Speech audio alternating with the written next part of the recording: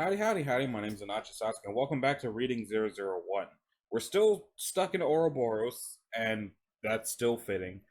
But now we're up to 059, and we're making our way through this. So the 059 is called the Outsider. Adult female of Maori descent, appears to be in her late 30s. The only current member of the council believed to be recruited from outside the Foundation. Despite some irregularities, bears a striking resemblance to Donna Wetu Taylor, a noted geologist who apparently took her own life in 1985 after a massive scandal involving severe academic misconduct was revealed, professionally ruining her credibility and involving her in a number of lawsuits for fraud and the misuse of public funding. Damn. Due to her scientific background, 059 is perhaps the most focused research mind on the council. She maintains several major projects at any point in time, several of which have gone on to produce technology used by the Foundation in major applications, such as the Kant counter. Might be the Kant counter. One of the more secretive members of the Council, the Outsider is rarely seen outside of Overwatch Command. Notably, her inclusion in the Council is a point of issue with several other members who see her as needlessly short-sighted. So, Actus Log. Chapter 5, A Life Unlived. Then. Aaron Siegel sat in the back room of a bustling Somali warehouse. Through the cracks in the blinds, he could see people moving to and fro, the first faint breaths of their new insurgency. He thought the name was ridiculous, most of them did, but the ridiculous was part of the equation. Make them believe you're incompetent, make them think it's not an act. Their footprint was small, but growing steadily. Already they had raided 3 Foundation storehouses in Africa, with another team preparing for a third. You mean 4th? Make them think it's not an act. But Aaron Siegel sat uncomfortably. The week before, they got word that work had begun on a new facility in Italy. There wasn't a sign on the door signifying it as a Foundation site, but all the signs were there. At the same time, 3 new unmarked ships were seen patrolling the waters near the Somali headquarters. So, reports of task forces being deployed in the United States, dark planes over the Antarctic.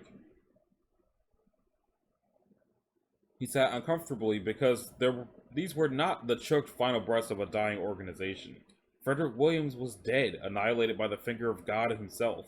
Most of the O5 research team, the senior leadership of the fledgling Foundation, had either been killed in the ensuing chaos or defected along with Aaron and Aryans. Many others had left their posts to join them too for any number of ideological reasons. The chaos insurgency. Yet even in the midst of their greatest defeat, the Foundation continued on. Their operations seemed untouched, and Aaron Siegel sat uncomfortably. The telephone on his desk rang out in its piercing notice, and Aaron moved to answer it. He hesitated. The phone had only ever seemed to want to bring him bad news. Another shipment lost, Foundation sites increasing security, more sites under construction, everything they had sacrificed, everything he had given up, will be for nothing if the Foundation and its efforts were not ground to a halt. The fear of failure, of the reckoning of his sins, stayed his hand for a moment. But Aaron Siegel answered the phone. "Can you hear the black wolf howl at the moon?" said Aaron, his rough tenor barely audible across their meager connection. "Vincent." His friend's voice was a welcome reprieve, even in spite of its tone. "You're well?" "I've told you 1,000 times," Arian growled over the receiver. "Finish the phrase. It's a security measure. We cannot be compromised, especially not now." Aaron's heart dropped slightly. "What news?" Aaron paused. "They're moving to South Africa. The Broken God fanatics are involved in some activity there. The Foundation is shipping out en masse." "How many?" Aaron felt himself ask. 200, maybe 300 men, Arian said. "And that's not included some other staff members they're moving in from other sites in the region. It's a full-on escalation, Aaron." Aaron sank into his chair. The receiver of the phone felt heavy in his hand, and he heard a distant cackling that swept over him in waves. "How could this be happening? They should be in ruins." "Aaron's?" Aaron's voice shocked him and brought him back to reality with a start. Yes, sorry, I just... "Vince, how is this happening? What did we do wrong?"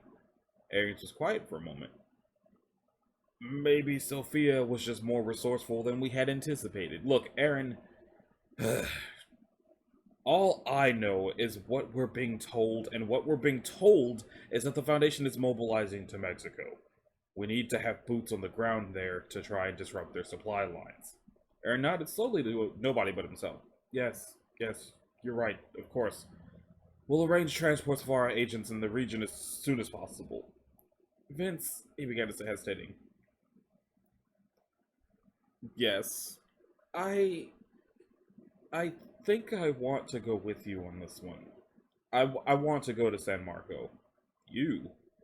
Why? Aaron's eyes descended to his desk. Sitting in the middle of it, tied up with red thread, was a small roll of paper. I, I want to see them. I just need to see them again. They're not there. We've already had our agents in the area confirm that. I just humor me, Vince. I'll leave Felix in charge. He can handle things while we're away. I won't be gone more than 2 weeks. Aaron could hear Arian's discontentedness across the continent. Fine. But you'll stay with me and my detachment, and you don't get too close to whatever's happening in La Paz. Aaron agreed and then hung up the phone. That night, Aaron Siegel dreamed many dreams. He is standing next to Frederick Williams as they open the doors to a building labeled Site 17 on its door. He can see Arians beside him, beaming. He receives a report of and categorizes a strange statue discovered in an ancient South American ruin. He is there when the truck containing it rolls past the gate. He can faintly see red and green paint. He speaks to Sophia Light, who was taken to calling herself Sophia Nazarene, at a seminar hosted by Williams. She exudes confidence, and when she touches him on the arm, he feels his hair standing up. That night they fuck like animals. He asks about the scars on her wrist and the one on her side. She doesn't answer. He is standing with Frederick Williams and the rest of the Omega-5 research team. They pass around a glass of water, each taking a drink. Arians laughs. Aaron says, I bet you could live forever if you drank this stuff every day. He notices Sophia stuffing a vial of the water into a bag. The next morning he wakes up without aches for the first time in a decade. He is standing in a dark room. 20 paces away he can see the dark, affixed face of Frederick Williams, illuminated by a thin, glowing purple line in front of him. He is pulling on it with one finger. Every time he touches the line, the moon in the sky outside the window vanishes in a wink. Aaron Siegel calls to him, but he doesn't look away. His eyes are black. He is bleeding. He staggers against the wall, his hand clutching his side. He looks behind him and sees a man lying dead on the ground, his hand clasped around a bloody, shattered golden sword. In the distance, a phone is ringing. He descends down an elevator. It feels like it goes on forever. A phone is ringing. Now! A gentle drizzle created an ambience of soft pits and pats on the roof of the estate. The long, empty halls echoed the sound like constant, quiet thunder. One wing of the manor, long since burned and fallen into disarray, was naked to the elements, its furnishings ruined by looters or exposure. Standing in the doorway was a woman with lightly tanned skin and black hair that ran down behind her. She stared out across the wreckage, unmoving. Her hand lingered for a moment over a picture frame, shattered on a long, scorched end table.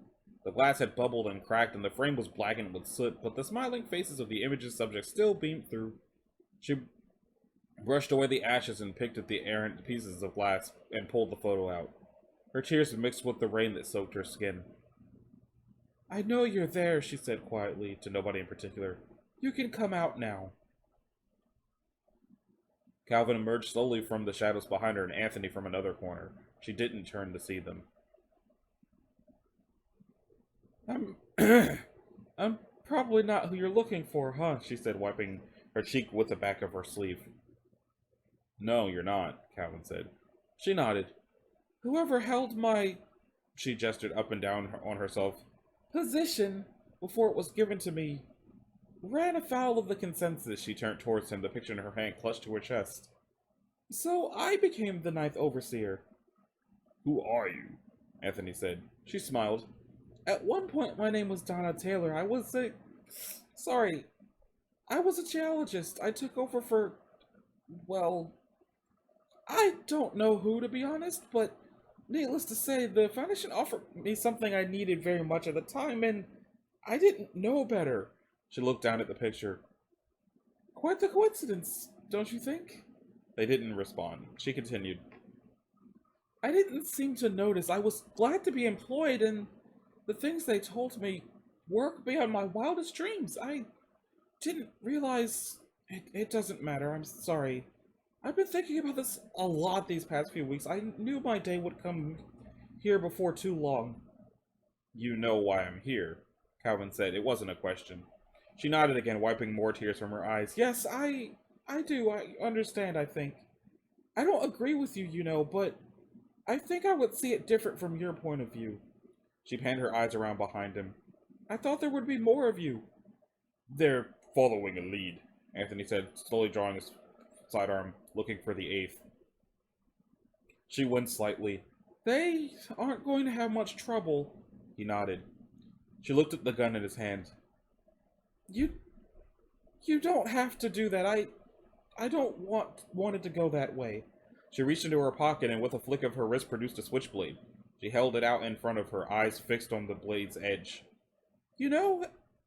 At one point I used to think that serving a higher cause would immortalize you, she said. I thought that maybe a life given in service to something greater than yourself would make your death somehow more meaningful. She laughed, tears freely streaming down her face. It doesn't really matter where you end up, though. Any death can be meaningless. Any life can be wasted. Suddenly she locked eyes with Calvin, and he felt an intensity surge through his body like nothing he'd ever felt before. The gun in his hand trembled, and the hairs on the back of his arms stood up. In his mind's eye, he saw the manor around him restored, its halls filled with magnificence, and its rooms were full of laughter. He saw a father and his daughters fishing at the lake behind the house, and two boys wrestling over a toy nearby. He saw Christmases and happy faces and long night hours of studying over immense textbooks. He saw Donna Taylor and her loving parents beaming towards a photographer after earning her doctorate. Then he saw fire and heard screaming, and then he saw her standing in front of him again. She was older now, he noticed. Her posture was slanted and her hair was thinner. With every breath she drew, he could see the years weighing on her, but her eyes scorched the air around them with their intensity, and he could see the last desperate clarion call of a life unlived. He felt anger and hate building inside of him, so much that he might suffocate in it, his entirety overcome by unbridled emotions. He gasped and stumbled as his vision grew blurry, as the pain in his chest split his skin and collapsed his veins. His heart groaned against the strain until it too caught fire and burst, and he was enveloped in flames. And then she was standing in front of him again, her eyes dark. Calvin looked over himself, trembling in relief that he was unharmed. Anthony was grimacing from across the room. When Calvin looked up, he saw that the overseer had collapsed into a burnt chair, and long streams of red were cascading down her wrists. She smiled weakly, her breath ragged and airy. He holstered his gun and walked slowly towards her, careful to avoid the blood-stained knife on the ground. As he approached, she raised one pale arm towards him and handed him the picture in her hand. He took it and she relaxed. Why? Calvin asked. She shrugged. It doesn't matter. Are you afraid of death? He paused. No. She grinned at him, her eyes closing as her consciousness began to drift away. She put one hand on his face, droplets of blood smearing across his cheek. You're lying, she said, and then she died. Well, damn. So it was Donna Taylor, but for some reason it wasn't who they were expecting to see. Okay, so the Ninth Overseer. The Ninth Overseer. Unlike many of the other individuals I've described in this journal, there is perhaps the most information available on the Ninth Overseer, the one often called the Outsider. She is called the Outsider because, unlike the other Overseers and many other individuals in the Foundation, she was not recruited from within, but rather was chosen to replace the previous 059 as a civilian. Who the previous 059 was, or what they did to earn the eye of the Council, is unknown. The end result was a vacancy on the Council and a seat to fill.